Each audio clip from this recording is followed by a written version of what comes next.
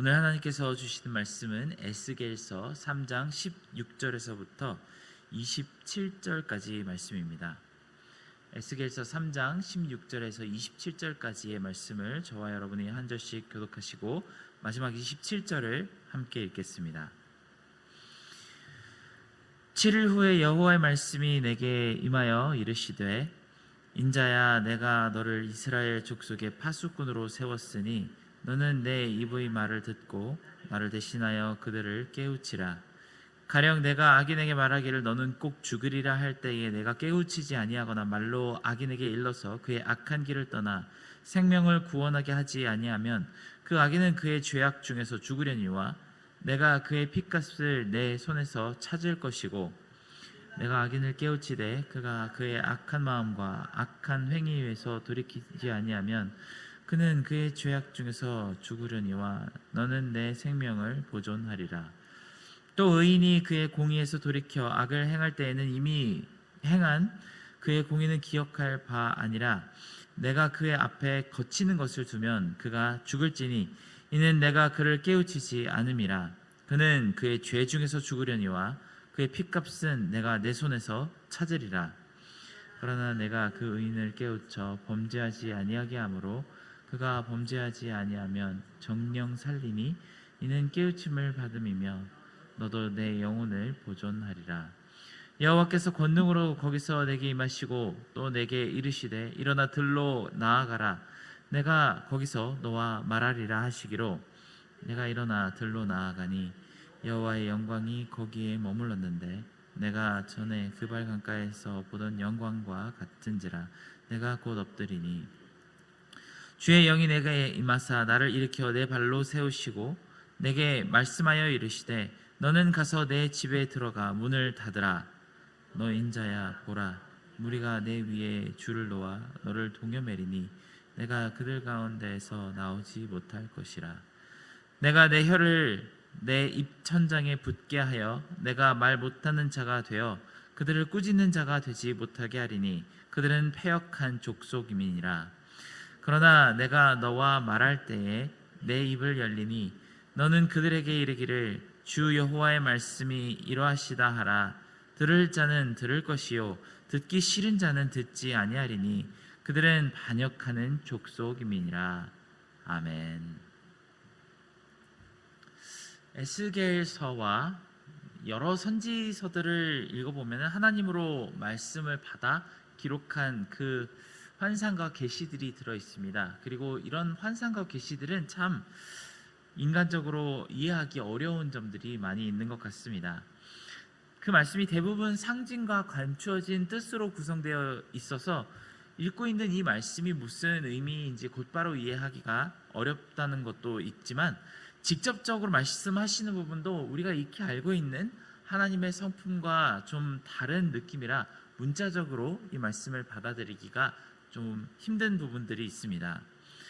우리 하나님은 인자하시고 오래 참으시고 사랑이 많으신 분이라고 우리는 알고 있습니다. 그분은 죄악을 심판하시는 것보다 은혜로 용서하시고 옳은 길로 되돌아오는 것을 더 바라시는 분이라고 우리는 그렇게 배웠습니다.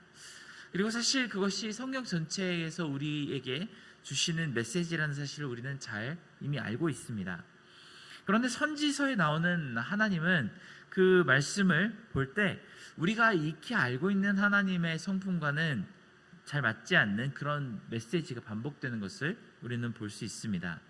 죄를 많이 지은 백성들을 반드시 심판하실 것이라는 하나님의 목소리가 담겨 있고, 또 아이러니하게도 이런 하나님의 백성들을 벌하시려고 사용하신 이방 민족들 또한 심판의 대상이 되어서 그들을 함께 멸망시키려고 하시는 말씀이 들어 있습니다.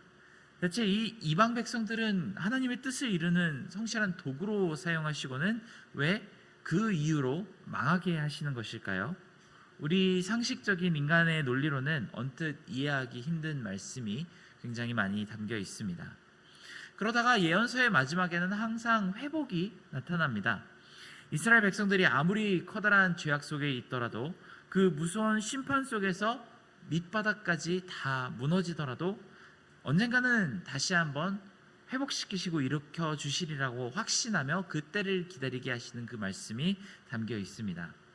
여기서 정말 신기한 점이 등장합니다. 아마 이 점이 기독교의 가장 신비한 비밀이 아닐까 합니다. 다른 모든 종교들이라면은 분명 너희가 심판이 오기 전에 되돌이키면 회복을 받을 것이다 라고 말하겠죠. 그런데 우리 기독교만은 유독 이 순서가 조금 다릅니다. 심판은 분명히 있을 것이고 회복도 분명히 있으실 것이니까 너희는 되돌이키라고 합니다. 만일 회개하면 회복이 있을 거다라는 조건부가 아니라 회복은 분명히 하나님께서 정해놓으셨으니 회개하라고 하는 것입니다. 표면적으로만 보면은 거의 차이가 없어 보입니다만 깊이 들어가 보면 이것은 굉장히 커다란 차이를 우리에게 전달합니다. 하나님이 정하신 이 백성들의 회복은 절대적입니다. 반드시 다시 일으키실 뜻을 하나님께서 정하셨기 때문에 세상의 어떤 권세도 어떤 나라도 이 회복을 막을 수가 없습니다. 심지어 백성 그 자신의 완악함으로도 하나님의 뜻을 막을 수가 없다고 합니다. 하나님은 분명히 이 백성을 반드시 다시 살리실 것이고 이전보다 훨씬 더 강하고 부요한 나라를 일으키실 것이라고 약속하십니다. 여기서 우리는 질문을 하나 할 수 있습니다. 그렇다면 왜 굳이 회개를 하고 되돌이켜야만 할까요? 우리가 회개를 하든 하지 않든 하나님께서 반드시 그 백성을 다시 일으키시겠다면 그러면 우리는 굳이 가슴을 치며 우리가 죄악을 떠나려고 노력하지 않아도 되지 않을까요? 그런데 에스겔서를 비롯한 많은 선지서들은 굉장히 중요한 가르침을 이 대목에서 우리에게 전합니다. 하나님의 나라는 분명히 다시 서게 되겠지만 정작 그때 나의 국적이 이스라엘이 아닐 수도 있습니다. 하나님의 나라는 분명히 다시 세워질 것이지만 정작 그때에 나의 이름이 하나님 나라의 주민 등록 시스템이나 소셜 시큐리티 오피스에 나의 이름을 찾아볼 수 없을 수도 있다는 것을 우리는 기억해야 합니다. 그러니 우리는 심판의 날을 준비하는 것 이상으로 회복의 날 또한 준비해야만 합니다. 세상 모든 사람에게 칼날이 떨어지는 것도 굉장히 두려운 일이지만 이 모든 것이 다 지나간 후에 영광스러운 하나님 나라에서 그 하나님 나라의 생명책에 아무리 찾아봐도 내 이름이 발견되지 않는다면 이것은 아마 비교하지 못할 공포가 될 것입니다. 어제의 말씀과 마찬가지로 오늘 본문에서 에스겔에게 반드시 하나님의 말씀을 이 백성들에게 전하라는 그 부르심을 강하게 전달하는 장면을 담고 있습니다. 어제 본문에서는 하나님께서 에스겔에게 천국의 영광과 천사들과 빛나는 형상을 통해서 이 말씀이 얼마나 엄중하고 강력한 하나님의 의지를 담고 있는지 그것을 비주얼로 보여주셨습니다. 그러니 앞으로 나오는 모든 말씀들은 에스겔이 자기 머리로 아무리 이해가 가지 않는다고 하더라도 그걸 자의적으로 사람들에게 전할지 말지 그 메시지의 어떤 부분을 변경할 수 있을지를 선택할 수 있는 그런 영역이 없습니다. 만군의 주 여호와께서 말씀하셨기 때문에 이 말씀은 반드시 전파되어야만 합니다. 에스겔서가 계속 강조하는 것처럼 아무도 듣지 않더라도 이 말씀은 반드시 선포되어야만 합니다. 이 메시지가 얼마나 중요하고 중요하지 않은지는 사람이 판단할 수 있는 것이 아닙니다. 영광의 하나님께서 만군의 주 여호와께서 선포하기로 작정하셨기 때문에 이 메시지는 반드시 전해져야만 하고 기록으로 남아 후세에 전달되어야만 하는 그런 말씀입니다. 어제 말씀과 오늘 본문의 사이에는 일주일이라는 시간 차이가 있습니다. 그 7일 동안 에스겔은 텔아비브로 가서 그발강가 사람들 사이에 들어간 것 말고는 달리 할 수 있었던 일이 없습니다. 하지만 에스겔은 천천히 자기가 할 말을 정돈하거나 설교 원고를 작성하며 7일을 보내지 않았습니다. 그저 하나님께서 얼마나 두렵고 무서운 말씀을 전하려고 이렇게 심각한 어조로 자신을 부르셨는지 두려워하며 그 시간을 보냈다고 성경 말씀에 우리에게 증거합니다. 그리고 오늘 말씀의 장면에서 그 말씀을 받은 에스겔에게 전하는 자의 책무를 일깨워 주십니다. 앞으로 에스겔에게 하나님께서 보여주실 환상과 멸망 그리고 회복의 메시지는 그 당시에 아무도 귀담아 듣지는 않겠지만 전하는 것이 바로 에스겔의 책임이라는 것을 말씀하십니다. 그가 외치는 소리 가운데 듣는 사람이 마음을 돌이키든 돌이키지 않든 그것은 듣는 사람들의 몫이고, 만약에 에스겔의 심판에 대해 말하지 않아서 경고받지 못한 채로 사람들이 재앙을 맞이하거나 지금 하는 악한 일에 대한 책망을 듣지 못한다면 그것은 바로 전부 에스겔의 책임이 될 것이라는 말씀을 하나님께서 전하고 계십니다. 그러니 이제 에스겔은 선택권이 없습니다. 사람들이 듣든지 안 듣든지 에스겔은 말을 해야만 합니다. 앞으로 수십 년을 외쳐도 아무 변화가 없을지라도 하나님의 말씀을 선포해야 되고, 이 선포하는 말씀 때문에 핍박을 받고 돌팔매질을 당하더라도 에스겔은 하나님의 말씀을 대언해야만 합니다. 심지어 말을 해야 할 때와 하지 못할 때를 에스겔이 정할 수도 없습니다. 이런 무서운 경고를 듣고 에스겔이 얼른 숙제를 해치우듯이 광장으로 나가서 말씀을 전하고 싶어도 그렇게 할 수가 없습니다. 알맞은 때가 되기까지 마치 오늘 본문 말씀 24절에서 26절이 말씀하는 것처럼 때가 될 때까지 기다리는 수밖에 없습니다. 오늘 말씀에 대해 생명의 삶 큐티집은 소명자의 엄중한 사명을 집중해서 다루고 있습니다. 마치 에스겔이 이런 소명을 받고 하나님의 말씀을 전해야만 했던 것처럼 우리 또한 복음을 전하는 소명을 잘 감당해야 한다는 가이드를 주고 있습니다. 교역자들을 위한 생명의 삶에는 이런 구절이 담겨 있습니다. 교회는 예배, 전도, 봉사, 양육, 선교, 교제 등을 위해 존재합니다. 따라서 이 사역들을 교회에서 활발하게 진행해야 되지만 전도와 선교는 점점 교역자나 선교사만의 책임인 양 미뤄지고 있는 것이 사실입니다. 에스겔을 이스라엘의 파수꾼으로 세우시고 잠든 영혼을 깨우게 하신다는 본문 말씀은 생명의 복음을 전하는 것을 미루는 성도들에게 경종을 울립니다라고 합니다. 그러니 마치 에스겔에게 두루마기도 먹이시고 천사의 광채와 성령의 능력과 파수꾼의 책임을 부어주신 것처럼 하나님께서도 우리에게 복음을 전하는 사명을 주셨으니 이것을 잘 감당해야만 한다고 강조합니다. 저도 이 말씀에 전적으로 동의합니다. 복음을 아는 모든 사람들은 세상에 그 말씀을 전할 책임이 있습니다.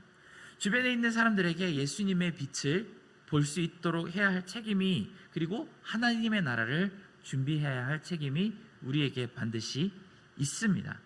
만일 우리가 이 역할을 소홀히 한다면 분명 하나님 앞에서 우리가 변명할 것이 없을 것입니다. 그런데 오늘의 말씀을 이 정도로만 받아들이고 넘어가기에는 아주 불편한 부분이 있습니다. 물론 이 해석이 성경적으로는 틀림없이 맞는 부분이기는 한데, 이 본문의 말씀에서 하나님이 에스겔을 통해서 우리에게 전하시려는 음성이 이것이 전부라고 받아들이기에는 부족한 것이 있습니다. 마치 아주 고급 식당에서 코스 요리를 시켜놓고 에피타이저와 샐러드만 먹고 나오는 느낌이 듭니다. 분명 뒤에 더 커다란 메인 디쉬가 있는데 그걸 보고 나오지 않는 그런 느낌이 들게 됩니다. 여기서 우리가 놓치고 넘어가는 것은 무엇일까요? 선지서를 읽는 현대 기독교인들이 가장 흔하게 저지르는 실수 중 하나는 우리 스스로를 선지자의 위치에 놓고 본다는 것입니다. 이렇게 에스겔서를 읽을 때면 마치 우리는 스스로가 에스겔인 것처럼 착각을 하게 됩니다.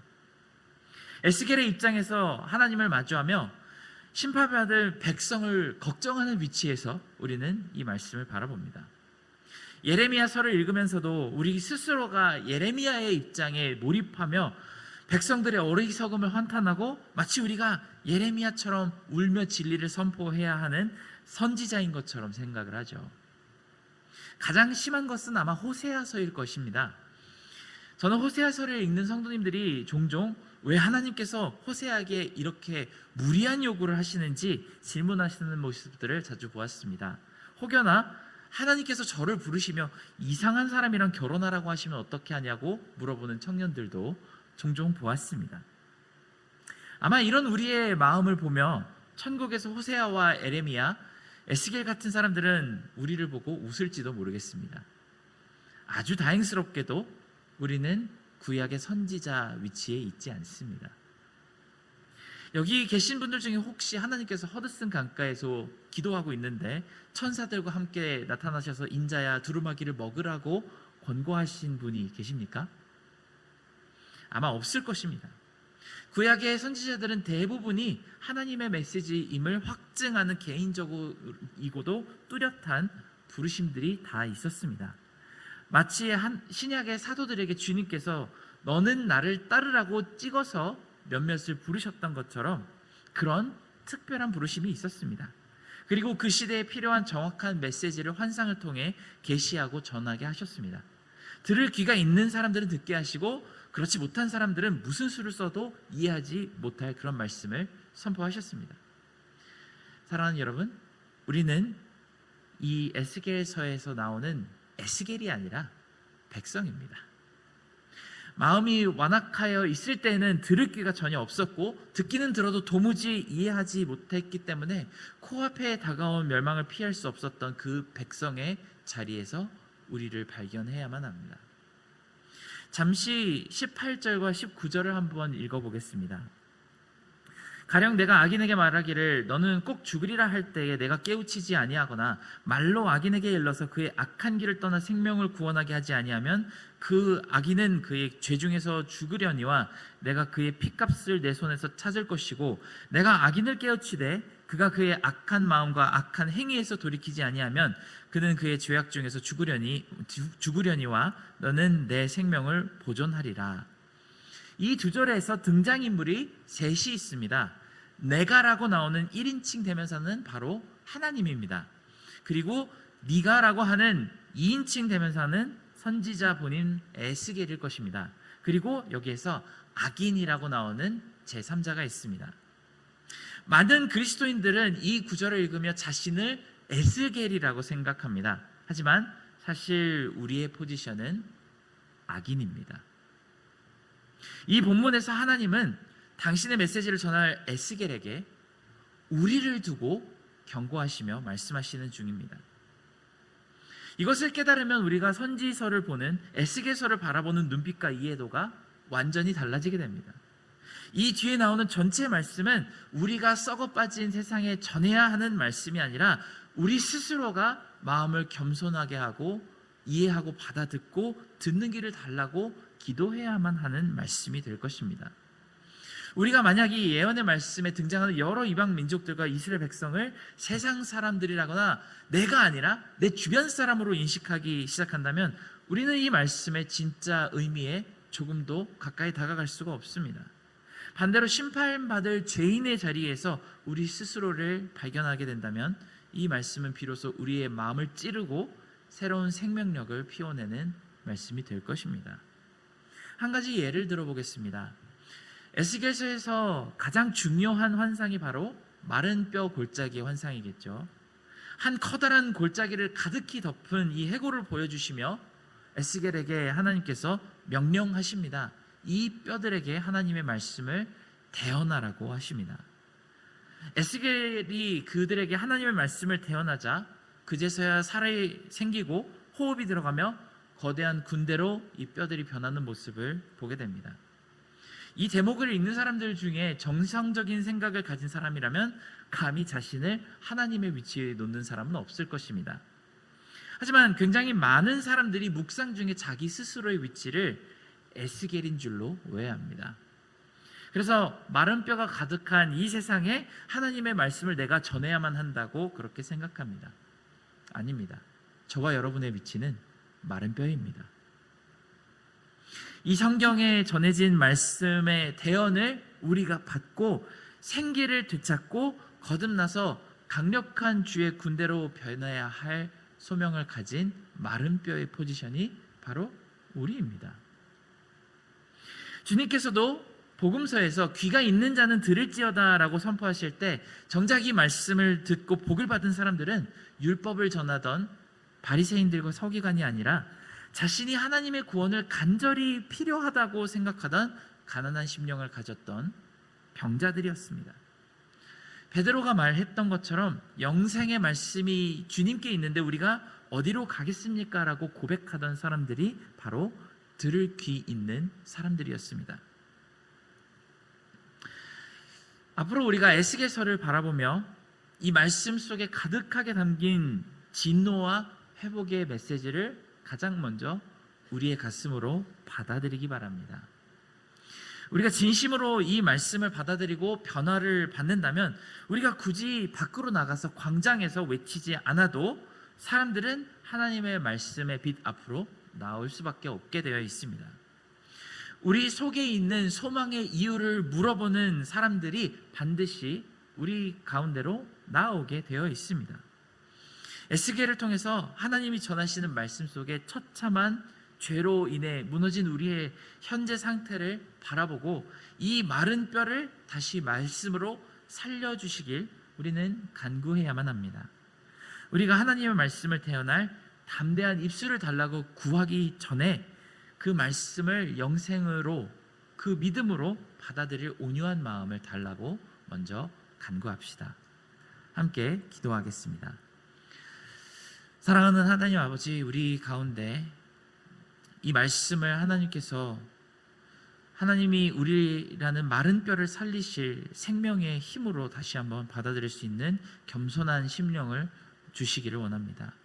하나님께서 명령하시고 대언하신 이 말씀을 우리가 먼저 받아들이고 회개하며 하나님의 백성으로 거듭나는 놀라운 은혜의 순간을 우리가 마주할 수 있게 도와주시고, 그리고 우리의 소망을 무료로 오는 사람들에게 이 말씀을 우리 또한 전해줄 수 있는 담대한 파수꾼의 역할도 우리가 주어질 수 있을 때까지 준비할 수 있도록 도와주시기를 원하며 예수님의 이름으로 기도드렸습니다.